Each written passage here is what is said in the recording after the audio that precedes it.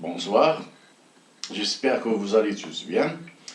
Maintenant, on va aborder une autre leçon à ce qui concerne l'équilibre d'un corps solide indéformable autour d'un axe fixe. توازن جسم صلب غير قابل للتشويه حول محورين ثابتين, un axe fixe. Tout d'abord, premièrement, on va voir l'effet d'une force sur la rotation d'un corps solide autour d'un axe fixe. Quand on parle d'un axe fixe, c'est-à-dire un axe qui ne change pas de position par rapport à un référentiel lié à la Terre. Donnons des exemples de corps solides en rotation autour d'un axe fixe par rapport à un référentiel lié à la Terre. Par exemple, une porte. Une porte est un corps solide indéformable pouvant tourner autour d'un axe qu'on va noter delta dans une position verticale. Un deuxième exemple, les aiguilles d'une horloge fixées au mur. Ces aiguilles sont en rotation autour d'un axe fixe, passant par le centre et perpendiculaire au plan de l'horloge, ou bien du port de l'horloge. C'est un axe qui se trouve dans une position horizontale, qu'on note toujours delta. Et il y a plusieurs exemples qu'on peut prendre comme des corps solides en rotation autour d'un axe fixe. Par exemple, le volant d'une voiture. Seulement, la voiture doit être immobile pour que l'axe de rotation de ce volant soit fixe par rapport à un référentiel lié à la Terre.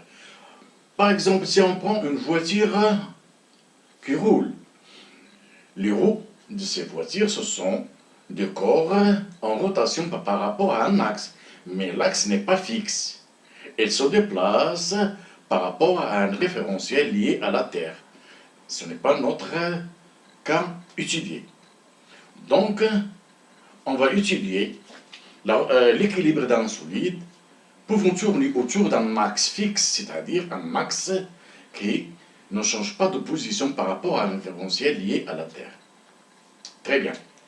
Alors, parlons maintenant de l'effet d'une force sur la rotation d'un solide.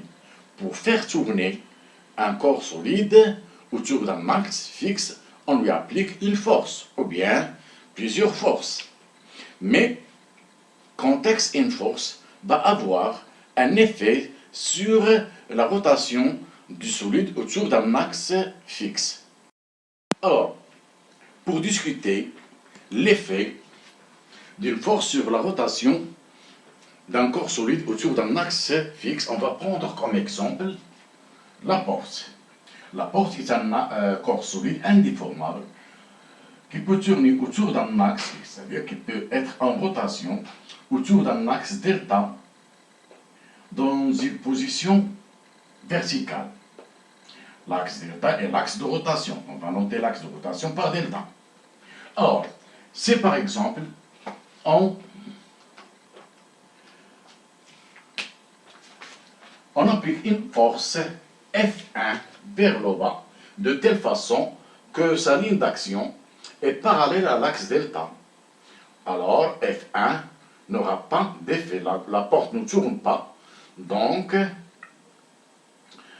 F1 n'a pas d'effet sur la rotation de la porte.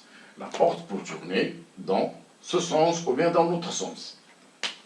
Ici, on applique une force F2 de telle façon que sa ligne d'action coupe l'axe delta dans cette direction.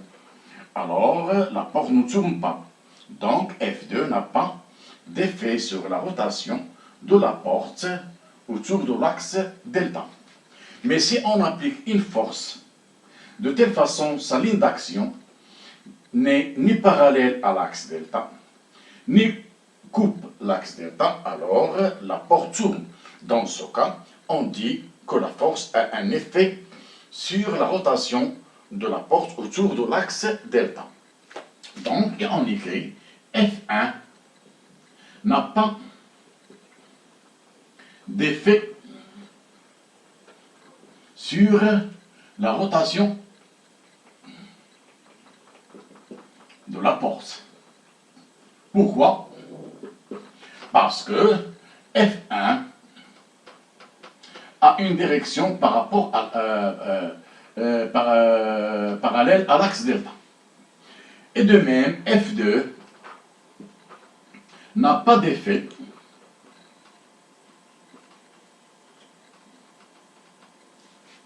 sur la rotation de la force.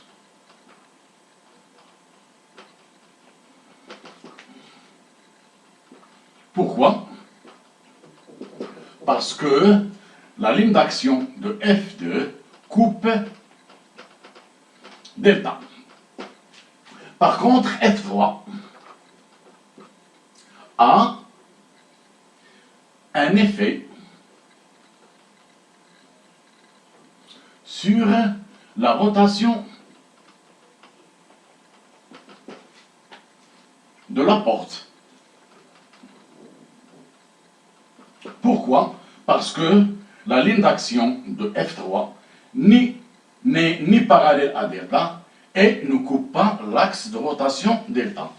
Donc, en général, on dit qu'une force a un effet sur la rotation d'un corps solide autour d'un axe fixe si sa ligne d'action n'est pas parallèle à l'axe delta et ne coupe pas l'axe delta, c'est-à-dire dans n'importe quelle direction, sauf qu'elle soit une direction perpendiculaire à l'axe delta. Deuxième partie, le moment d'une force par rapport à un axe fixe, qu'on va noter toujours delta. Comment va être exprimé et à quoi va être dépendre. Alors, appliquons une force F d'intensité F en deux points de telle façon que la distance entre la ligne d'action de la force et l'axe de rotation D1 et D2. Alors, l'effet de la rotation de cette force devient de plus en plus important tant que la distance entre la ligne d'action de cette force et l'axe de rotation delta est grand. De même, si on applique une force d'une intensité de temps en temps plus grande, alors l'effet de cette force va devenir de plus en plus important. Donc, le moment de force qui exprime l'effet de rotation de la force par rapport à un axe delta dépend tout d'abord de l'intensité de la force et de la distance entre la ligne d'action de la force et l'axe delta. Et par définition,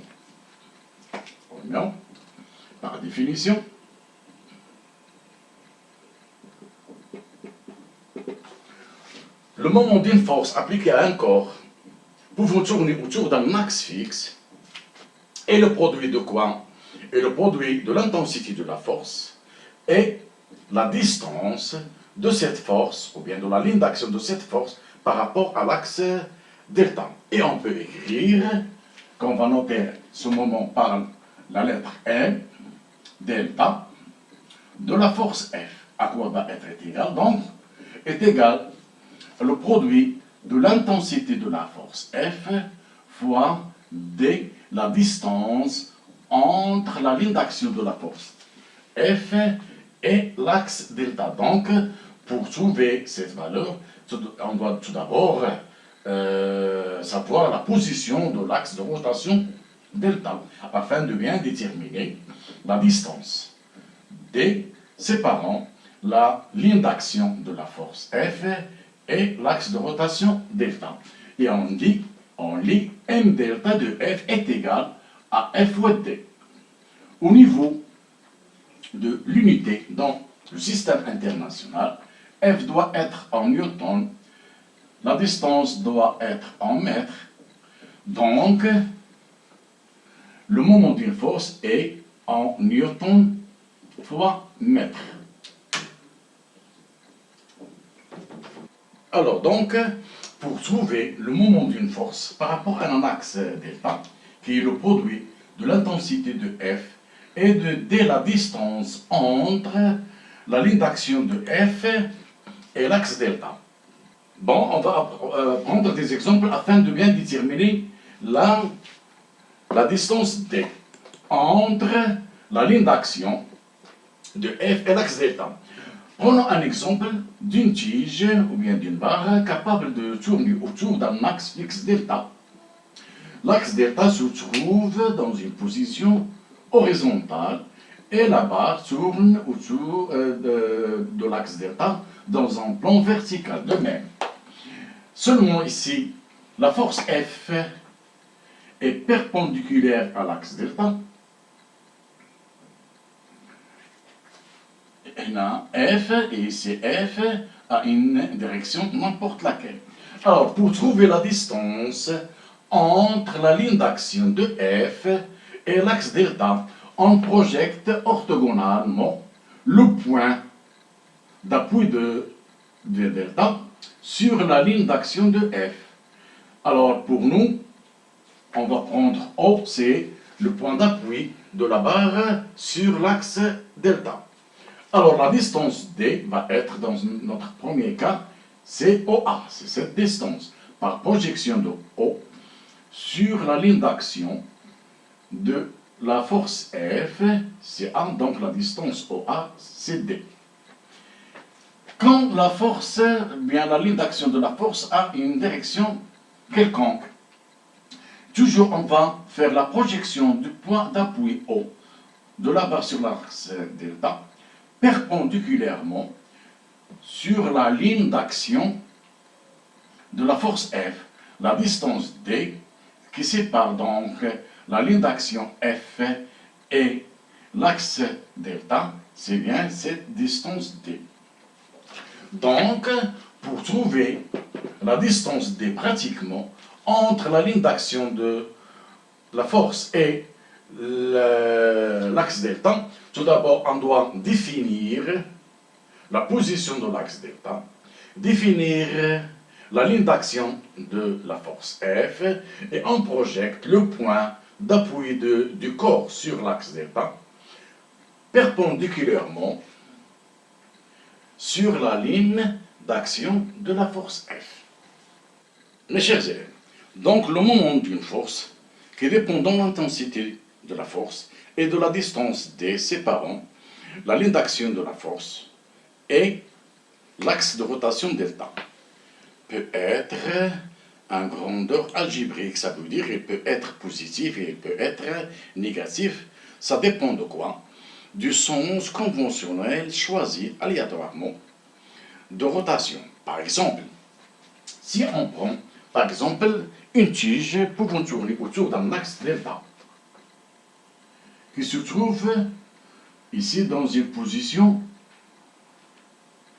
horizontale. Ici on prend le sens conventionnel de rotation de cette barre, c'est le sens positif, de même. Delta. Et on va prendre ce sens positif.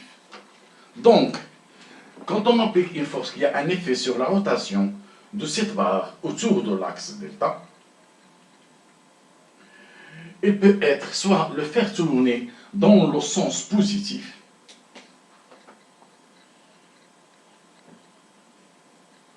ou bien dans le sens contraire, du sens positif conventionnel.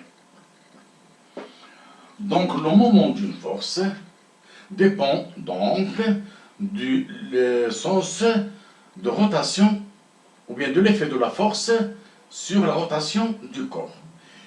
Si F fait tourner le corps solide dans le sens conventionnel choisi positif, donc il a un moment positif.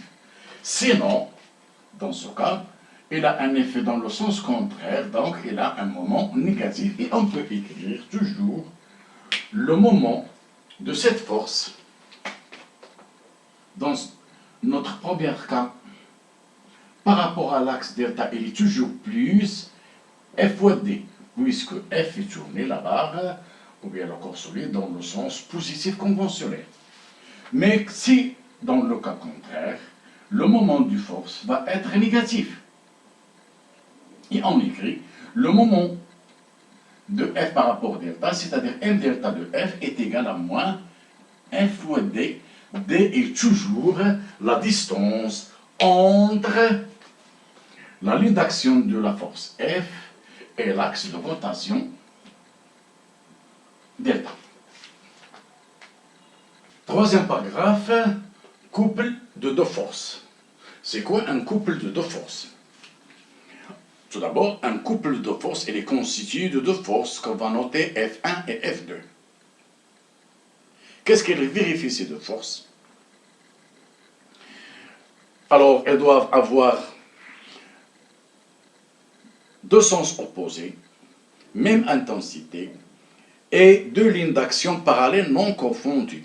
Comme exemple, quand on applique un couple de forces, quand on conduit une voiture, on applique un couple de forces sur le volant. Les deux forces ont deux directions, ou bien deux lignes d'action parallèles non confondues, deux sens opposés et la même intensité. Donc on dit qu'il constitue un couple de forces qu'on va noter C, F1, F2. La lettre C indique couple de deux forces F1 et F2. Quand on applique un couple de forces F1, F2, de telle façon que leur ligne d'action ne coupe pas l'axe delta, ni parallèle à l'axe delta, donc elles ont un effet sur la rotation du corps. À quoi va être égal le moment de couple, bien d'un couple de force F1, F2. Deuxièmement, moment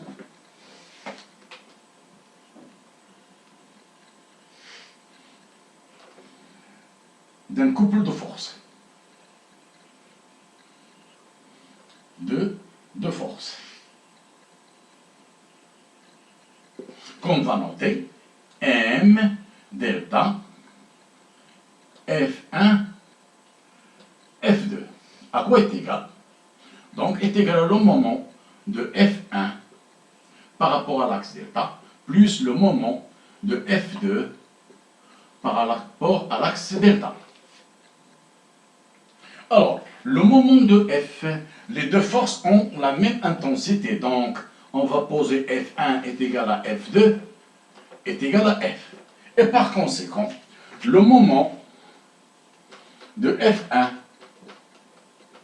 par rapport à l'axe delta va être égal à F fois D. D1, c'est la distance entre la ligne d'action de F1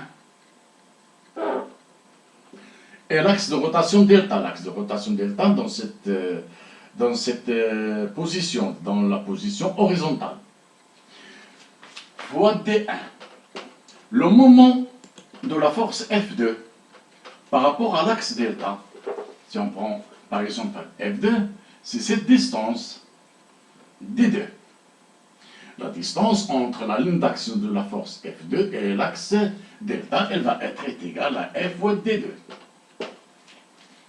Alors, le moment du couple de forces F1 et F2 par rapport à l'axe delta est la somme des deux moments, c'est-à-dire F fois D1 plus F fois D2.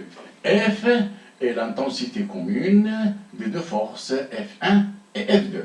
On peut factoriser par F, va être égal à F, facteur de D1 plus D2. D1 plus D2, c'est cette distance, laquelle c'est la distance qui sépare les deux lignes d'action. Donc, on va poser D1 plus 2 est égal à F, donc, est égal à D. Donc, le moment de F1, du couple de force F1 F2 est égal à l'intensité de la force commune de deux forces et la distance entre les deux lignes d'action, c'est-à-dire de F1 et F2. Et on écrit le moment par rapport à l'axe delta d'un couple de force F1, F2 est égal à F, c'est l'intensité commune des deux forces, fois D. D, c'est la distance entre les deux lignes d'action. Mais, comme on vient de dire que ce moment peut être positif si les deux forces font tourner le corps dans le sens positif et peut être négatif si les deux forces font tourner le corps dans le sens contraire. Donc, le moment d'un couple de forces est analogiquement par le moment d'une force peut être positif et peut être négatif, et on peut écrire que le moment de F1, F2 est égal à plus ou moins F fois D, et toujours son unité dans le système international est Newton fois mètre, et non pas Newton par mètre. L'état d'équilibre d'un corps solide pouvant tourner autour d'un axe fixe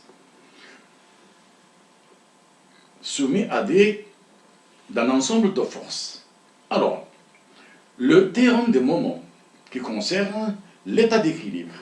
Lorsqu'un solide mobile autour d'un axe fixe est en équilibre sous l'action d'un ensemble de forces, alors la somme algébrique des moments de ces forces par rapport à cet axe delta est une somme nulle, et on écrit la somme des forces extérieures par rapport à l'axe delta est égale à 0. Alors, donc il y a des forces qui ont un effet de rotation dans le sens positif et d'autres qui ont un effet dans le sens négatif. Mais globalement, la somme des moments des forces extérieures appliquées à ce corps à l'état d'équilibre est une somme nulle.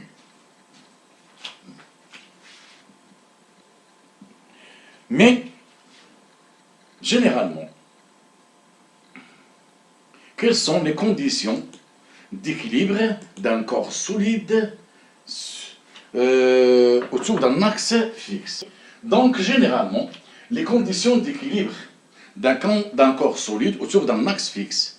La première condition, c'est le principe d'Imersie, c'est-à-dire la somme des forces extérieures U d'un vecteur nul. Ça garantit l'immobilité du centre de gravité ou bien le centre d'inertie G du corps.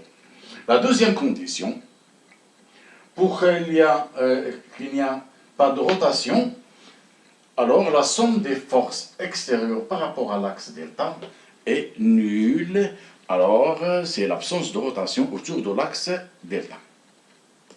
Cinquième paragraphe, couple de torsion. Tout d'abord, fil de torsion. C'est quoi un fil de torsion? Un fil de torsion, c'est un fil métallique, généralement en acier, de forme cylindrique. Il est caractérisé par quoi? Par sa longueur, et par son diamètre, et par le matériau. De quoi il est constitué? Ce fil de torsion, quand on le tordre, et quand on le libère, il revient à son état initial, contrairement à un fil en cuivre, si on le tordre, il reste tordu. Mais pour un fil de torsion, si on le tord et on le libère, il revient à son état initial, c'est-à-dire un fil qui oppose à la déformation subie. Très bien. Alors, couple de torsion. On va faire l'étude suivante. On va suspendre un fil de torsion de longueur L, une barre capable de tourner autour d'un axe fixe confondu avec le fil. On applique un couple de force F1, F2 sur la tige. Alors la tige va tourner et effectuer un angle θ par rapport à son opposition ou bien son position initiale. Le fil de torsion résiste à cette déformation. Quand on anéantit ou bien on libère la barre, le fil fait tourner la barre dans le sens contraire. C'est en appliquant ce qu'on appelle un couple de torsion. Couple de torsion. C'est quoi un couple de torsion? Alors, expérimentalement, on va suspendre à l'extrémité libre d'un fil de torsion une barre AB et on va appliquer un couple de force F1, F2 sur cette barre. Quand on relâche la barre, alors la barre tourne dans le sens contraire. Alors, donc, sous l'action du fil de torsion par un couple dit couple de torsion, qu'on va noter CT, c'est le couple de torsion.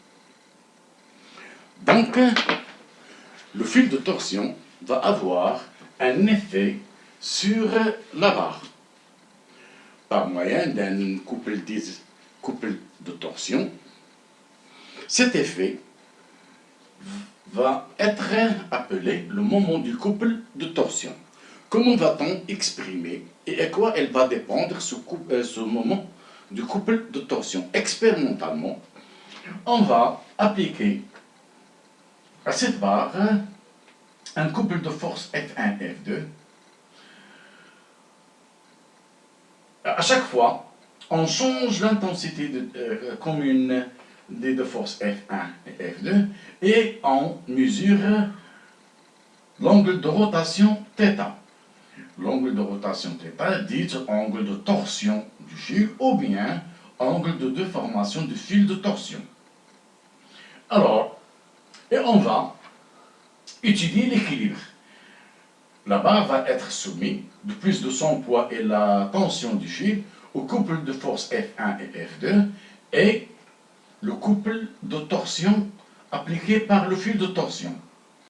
On va tracer donc le moment du couple de torsion, ou bien la mesure algébrique du moment du couple de torsion en fonction de θ. Elle dépend de θ. θ dit l'angle de rotation ou bien l'angle de torsion. On va trouver une droite qui passe par l'origine de repère. Donc, le moment de cette couple, c'est-à-dire le couple de torsion, est proportionnel à θ. Et on peut écrire que m de c fois par rapport à delta est égal à une constante c fois θ. Mais, puisque ce moment est résistant, c'est-à-dire il s'oppose à la déformation du fil de torsion, donc on va ajouter le signe-moins. Et on dit que le moment du couple de torsion par rapport à l'axe delta, puisque c'est un couple résistant, est égal à c fois θ. θ est l'angle de rotation ou bien l'angle de déformation. Cette constante c dépend de quoi? De la longueur du fil, de son diamètre et du matériel de quoi elle est constituée. Alors, elle s'appelle la constante de torsion. C est donc s'appelle la constante de torsion du fil.